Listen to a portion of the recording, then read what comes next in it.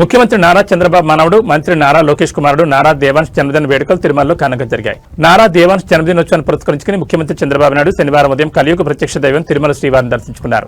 CM Chandrababu, Bhubaneswar దంపతులు, మంత్రి నారా లోకేష్ కుమారుడు నారా దేవాంశ్ శ్రీవారిని దర్శించుకుని స్వామివారి ఆశీస్సులు పొందారు. శ్రీవారి సేవలో పాల్గొని ప్రత్యేక పూజలు నిర్వహించారు. ముందుగా వైకుంఠం క్యూ కాంప్లెక్స్ ద్వారా ఆలయంలో ప్రవేశించిన సీఎం చంద్రబాబు, మంత్రి లోకేష్, కుటుంబ సభ్యులకు ఆలయ అర్చకులు, టీటీడీ అధికారులు ఘనస్వాగతం పలికారు. దర్శనం అనంతరం రంగనాయకుల మండపంలో పండితులు ఆశీర్వచనం చేసి స్వామివారి తీర్థప్రసాదాలు అందజేశారు.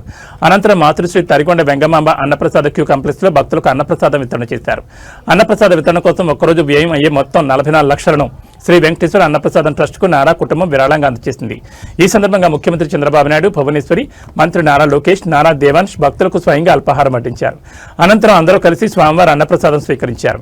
ఈ కార్యక్రమంలో మంత్రి Anagani Satyaprasad, TTD chairman B R Naidu, TTD board member Madakasira MLA M S Raju, EO M రవిచంద్రతో పాటు పలువురు ఎమ్మెల్యేలు, టీటీడీ బోర్డు సభ్యులు, టీడీపీ ప్రజాప్రతినిధులు, నాయకులు పాల్గొన్నారు.